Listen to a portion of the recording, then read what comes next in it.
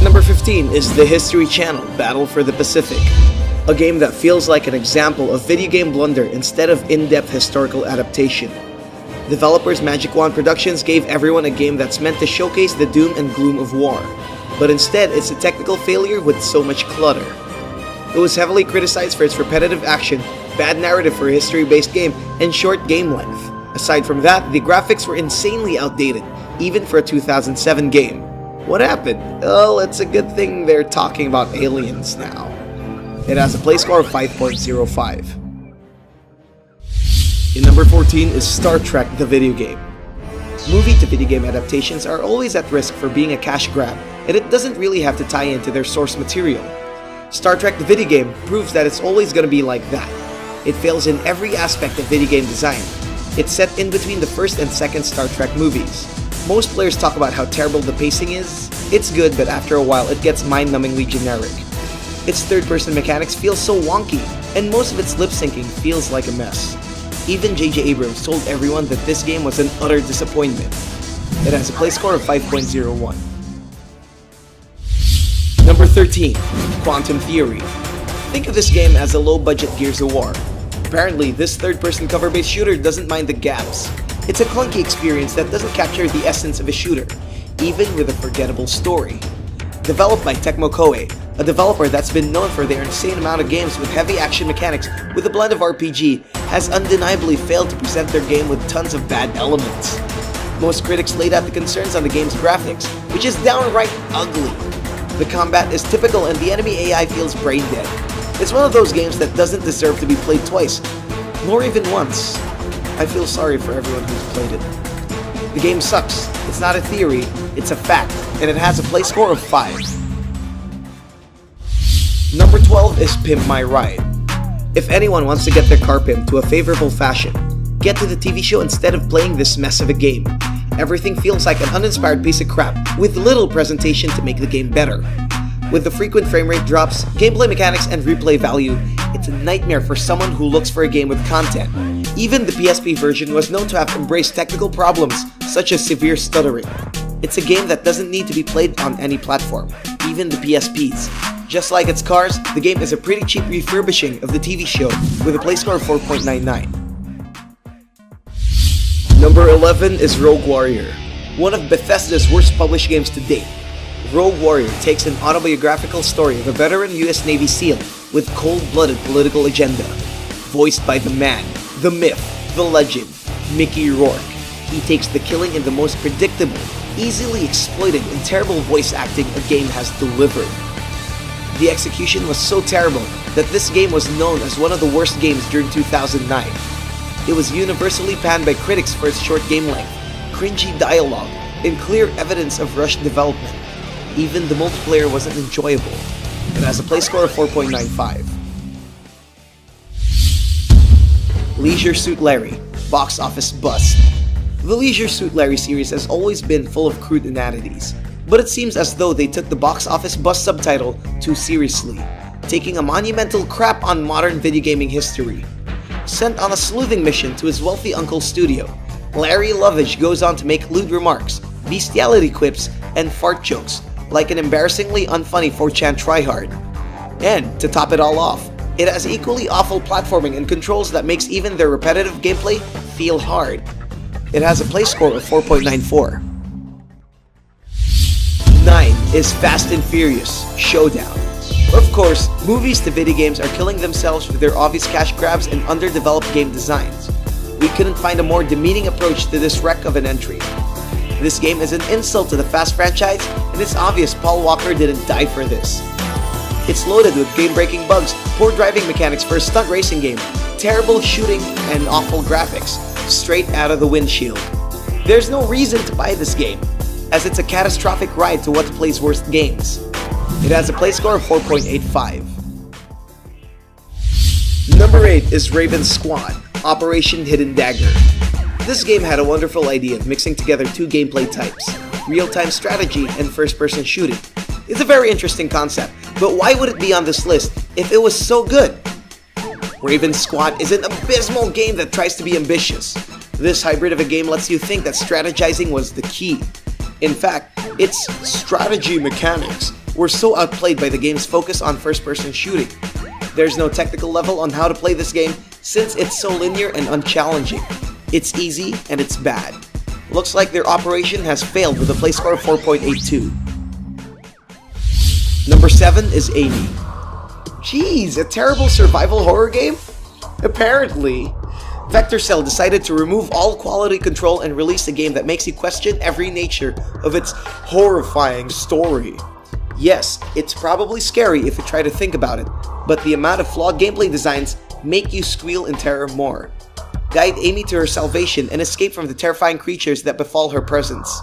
But before everything is in place, you must survive the game's most scary concept. Its controls. It's awkward, and it doesn't usually hit where you smack it. It's a very nauseating experience. This game has a play score of 4.65. Number 6, Rock Revolution. How do you make a decent rhythm game? While Harmonix and Activision are dominating the formula, this game fails to achieve even 5% of its main purpose. Rock Revolution is a nightmare for music fans. Although it has its redeeming qualities, it doesn't succeed due to its bad song choices, weird note timings, and unresponsive instrument design. What poor soul could have done something to make a game like this? Did we mention that all of the game's soundtracks are covers? Covers? You probably get the gist of how uninspired this game is. With Guitar Hero and Rock Band already booming in the industry, you might as well pick between them instead. It has a play score of 4.47. Number 5 is Recoil Liberator. Simple is usually good enough. This FPS by Plastic Piranha rips out all the superfluous add-ons and features, as well as all the necessary ones.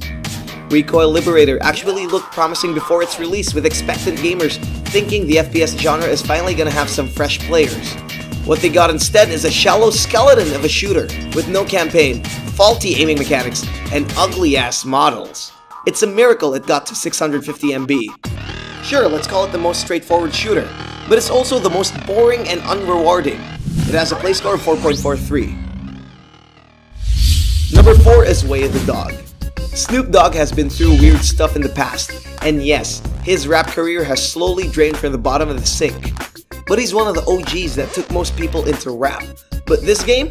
What happened, Snoop Lion? Oh yeah, that failed too. Way of the Dog is your boring rhythm action game that smells of wasted opportunity. There's just so many things this game could have done better, including a good plot and a fun music experience. Train with your master Snoop and defeat enemies in your journey to become LIT like the man himself. Apart from its silly premise, everything is muddled with flaws. They tried adding 420 related jokes along the way, but it's not enough. Maybe hip-hop and kung fu doesn't really mix. It has a play score of 4.23. Number 3, Rambo the Video Game. Ah, this game. Just like your typical movie to video game adaptations, it still doesn't live up to everyone's expectations. How awful could this game be, you ask? Let's try to make it as quick as possible. Generic rail shooting, glossy textures that make Rambo shine like the sun, silly AI, recycled dialogue from the movies, limited amount of movements, frame rate drops, ugly graphics, pointless co-op. There's just so many things this game failed to accomplish, but we're getting tired at pointing at its mistakes. If you want to play the game just for fun, it's all up to you. Rambo the Video Game is not something you'd keep in your gaming shelf. It has a play score of 3.57. Number 2, Ride to Hell Retribution. Now this is a game I'd actually recommend, if only to watch this game crash and burn with its insane amount of glitches. Even Evel Knievel wouldn't take that ride into video game oblivion. The game centers around the testosterone-pumping lives of the Plains Bikers in the 1960s. But that doesn't matter. The characters are as disposable as they're unrelatable. But it's not just the boring story you're gonna hate to love. It's the broken gameplay, the poor controls, and the vast amount of bugs. Also, the awkward fully clothed sex scenes. All in all, this literal Ride to Hell has a few charms up its sleeve, and for people who love the worst of the worst, this might be a helpful investment. It has a play score of 3.56. And here are the runners-up before we reveal the number 1. Damnation. Codemaster's take on steampunk action goes down the drain with bad voice acting, gunplay, and graphics. Funny how the game title checks out. It has a play score of 5.08. Mindjack. This third-person action game fills your brain with mind-numbing frustration due to its graphics, awkward controls, and a confusing narrative. It's not a game worth hacking with a play score of 5.25. Dark, a stealth video game that deserves to be put in the dark for its forgettable story, bad AI, repetitive gameplay, and poor voice acting. A vampire game that literally sucks, and it has a play score of 5.26. Scourge Outbreak, an episodic game that stopped development due to being plagued with bad reception. It has a play score of 5.27. Shell Shock 2, Blood Trails, set in the Vietnam War. Experience the reason why our grandparents get PTSD, but every time they have a flashback, glitches and bugs occur, coupled with terrible gameplay design. It has a play score of 5.28. You may get these games by clicking the first link on the description box below. And the worst Xbox 360 game of all time is Double Dragon 2, Wander of the Dragons. A truly degrading remake of the popular 80s arcade game. What game could be worse than Rambo and Ride to Hell Retribution? Take control of Jimmy and Billy as they take revenge for the death of their girlfriend by a nefarious street gang. Question mark, question mark, question mark, question mark. But let's not talk about the game's story. Let's talk about the game itself. Or how about just watch most of its gameplay footage found online? It's the laziest piece of video game that ever came out in video game history. All the elements of bad game design are there. Repetitive missions, terrible UI, abysmal dialogue, glitches, and most of all, not entertaining. It's a direct insult to the original game and it doesn't deserve the attention it's having. This is by far the worst video game of this generation, and it has a play score of 3.49. Thank you to these awesome contributors from around the world who helped us translate our videos to their respective languages. If you want to take part in the growth of our What to Play community, please translate your favorite What to Play videos to your language. Simply click that More button below and select Add Translations. We publish 4 gaming videos every week. Don't miss any of them. Click that bell button beside subscribe, check the send me box, and save. Don't forget to like and share this video to your friends. To receive the latest play score and gaming updates, follow us on Twitter, Facebook, Instagram, and Google+.